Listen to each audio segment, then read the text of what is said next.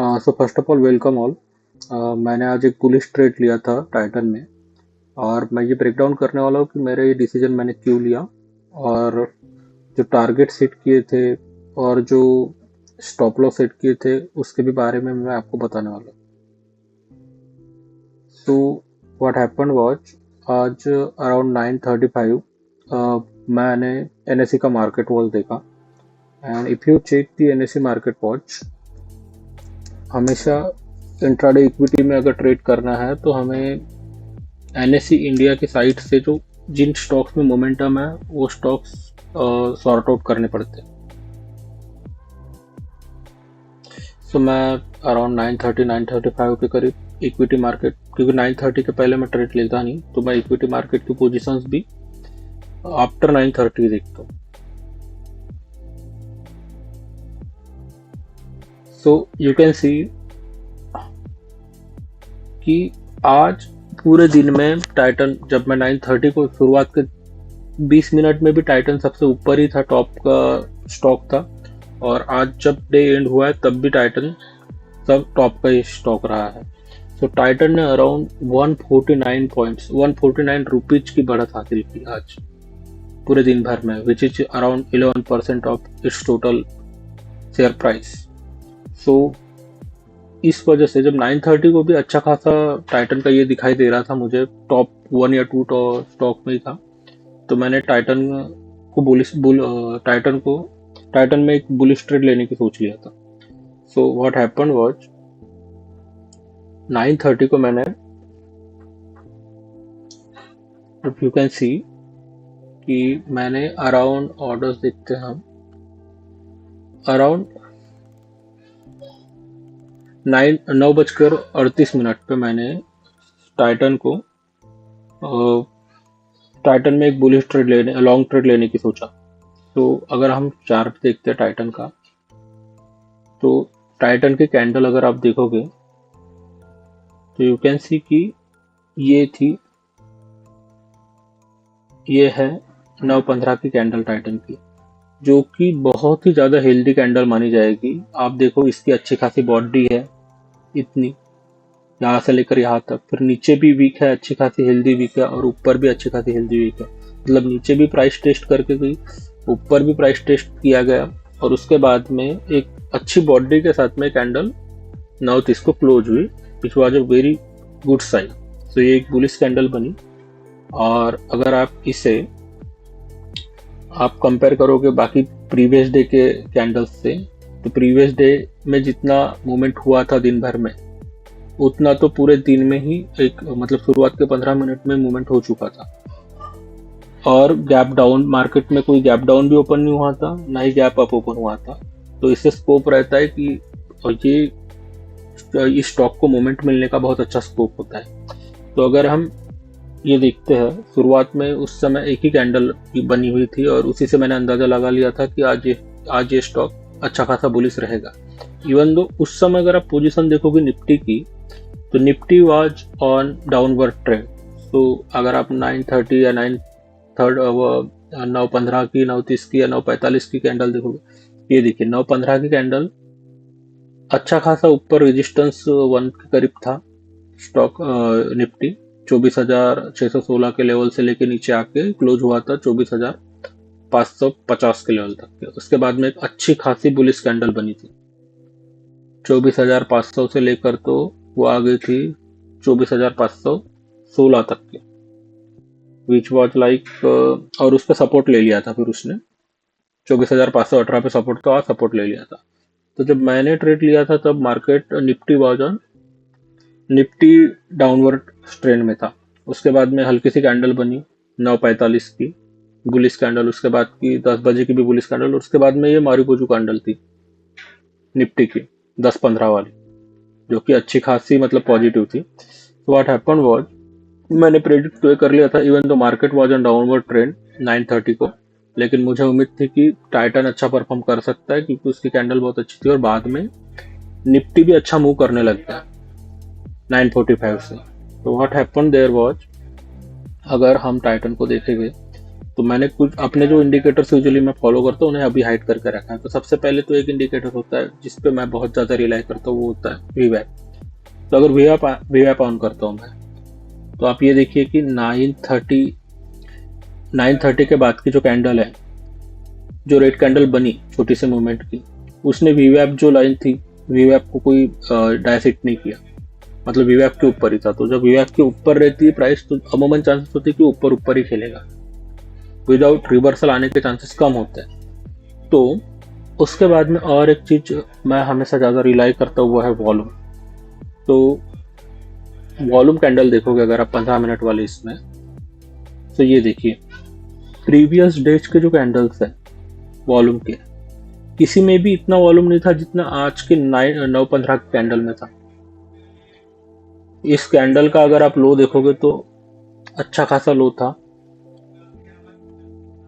4,886 का लो था, हाई था 5,037 का, और ओपनिंग थी 4,930 की। यहां से ओपन होके यहाँ पर क्लोज हुई थी और यहाँ तक का हाई था। सो इसमें आप वॉल्यूम देखोगे अगर, तो प्रीवियस डेज की देख लीजिए, वॉल्यूम प्रोफाइल्स कुछ भी नहीं है भाई। ये कैंडल के ऊपर जो वॉल्यूम था, इससे ये इंडिकेट होता है कि इसमें अच्छी खासी तेजी है और बायर्स बहुत रेडी है अपने ट्रेड लेने के लिए। इतनी ऊंची बिल्डिंग बनी है। अगर ये मूविंग एवरेज है, इस वॉल्यूम का मूविंग एवरेज था, आप देख लो, आई हैव टू चेक। हम पिवट पॉइंट्स बाद में देखेंगे, पहले हम मूविंग एवरेज देख लेंगे। तो मूविंग एवरेज था वॉल्यूम 73, 20 MA लाइन जो है वॉल्यूम की, वो 73,000 पे थी, वाइल ओवरऑल वॉल्यूम आया था 560,000, मतलब 5,60,000 का वॉल्यूम था, और मूविंग एवरेज का वॉल्यूम था 73,000, which is like almost 8 to 9 times more than the average moving average volume. तो इससे पता चल जाता है कि ये स्टॉक में अच्छी खासी और ज़्यादा बाइंग मूवमेंट आ सकती है। तो मैंने ट्रेड ले लिया 9:38 पे ट्रेड ले लिया। मेरे पास अराउंड 3,000 के अराउंड कैपिटल थी। मैंने मार्केट के रेट पे 3 स्टॉक को बाय कर लिया इंट्राडे बेसिस पे इक्विटी में। और फिर मुझे इनके टारगेट लेवल पता करने थे, मुझे इनके रिवर्सल लेवल पता करने थे, और स्टॉप लॉस भी मुझे पता करना था कि मैं कहाँ तक के रखना चाहिए मैं। तो उसके लिए मैं हमेशा यूज करता हूँ Fibonacci retracement, one of my favourite too. तो अगर हम ड्रा करते हैं पॉजिटिव मूवमेंट अगर चेक करना है, तो ये जो पहली 15 मिनट की कैंडल है, इससे पॉजिटिव मूवमेंट अगर आपको देखना है, तो इसका जो टॉप होता है वहां पर एक क्लिक, और नीचे आके इसका जो बॉटम है वहां पर एक क्लिक, व्हाट इट, और ये हो गया विद इन इस टाइम पीरियड के लिए। तो आप देख सकते हो कितने अच्छी तरीके से फिबोनाची रिट्रेसमेंट वर्क करता है डे टू डे, अगर ट्रेडिंग में हम अगर इसका यूज कर रहे हो, कितने अच्छे से बताता है। तो फिबोनाची रिट्रेसमेंट का जो 1.6 वाला जो लेवल था, वो यहाँ तक के ये लेवल से बहुत बार बहुत से ट्रेड्स, मतलब बहुत से स्टॉक्स की वैल्यूज मतलब यहाँ तक तो इजीली बढ़ जाता है, उसके बाद में अपने आप नीचे होता है, या फिर कभी कभी यहाँ पर सपोर्ट लेता है थोड़ी देर तक के प्राइस में होती है, और उसके बाद में इस लेवल को पकड़ने की, 2.6 वाले लेवल को पकड़ने की स्टॉक कोशिश करता है। तो मेरा आज का अंदाजा था, मैंने 9:38 को तो ये कर दिया था, ट्रेड ले लिया था 5,008 पे, 5,008, हम ये 5,008 पे ट्रेड ले लिया था मैंने। इस प्राइस पे 3 स्टॉक्स को बाय कर लिया था। और मैंने, और दूसरा एक होता है लेवल्स देखने का, पिवट पॉइंट्स, ये भी अच्छा इंडिकेटर है जिससे मुझे पता रहता है। कभी कभी क्या होता है, फिबोनाची रिट्रेसमेंट लेवल अगर ऊपर है और अगर ये पिवट आपका रेजिस्टेंस लेवल वगैरह बीच में है, तो बहुत बार वहां से भी रिट्रेस होने के चांसेस होते हैं। इसलिए हमें सपोर्ट और रेजिस्टेंस पता करना बहुत जरूरी होता है। तो अगर पिवट, ये जो ट्रेडिशनल पिवट पॉइंट्स है, उनको भी ऑन करके रखना चाहिए हमें कभी भी। सो यू कैन सी यहाँ पर एक रेजिस्टेंस लेवल 2 था,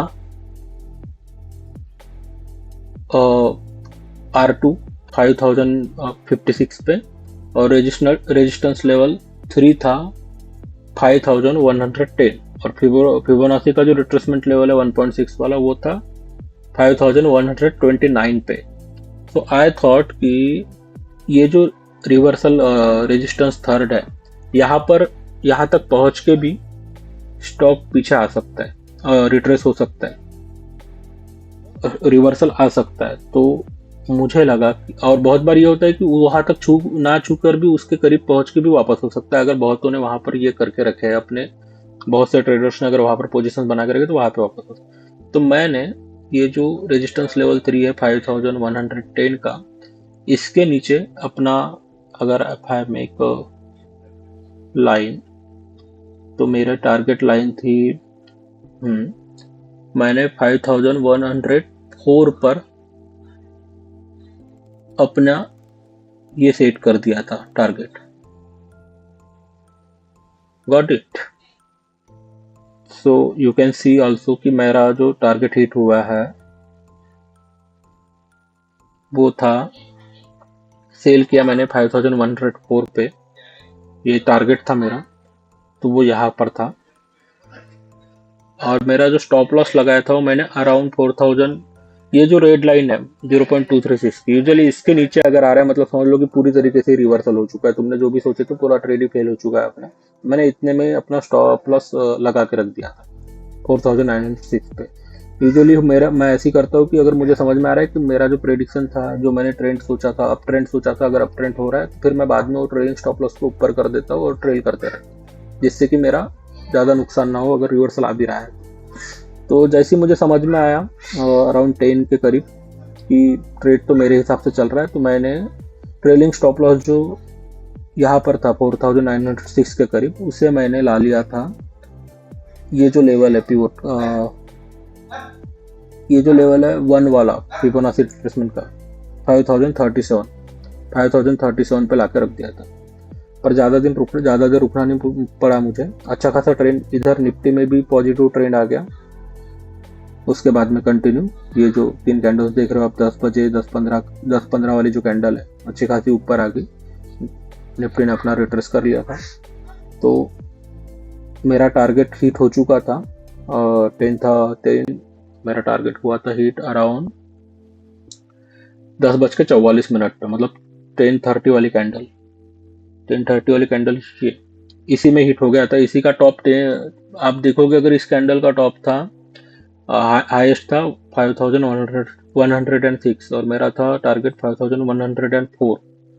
सो ये हिट हो चुका था और मैं स्ट्रेट से निकल चुका था। मैंने कैंसिल कर दिया ट्रेलिंग स्टॉप लॉस अपना और इजीली प्रेडिक्ट कर पाया। अगर आप ये 2-3 टिल्स अगर सीख जाते हो, जैसे Fibonacci retracement plus pivot point standard, और अगर डिसिप्लिन है तो आप अच्छा खासा पैसा बना सकते हो इसमें। So that's all for today. कल मिलते हैं नए ट्रेड के साथ।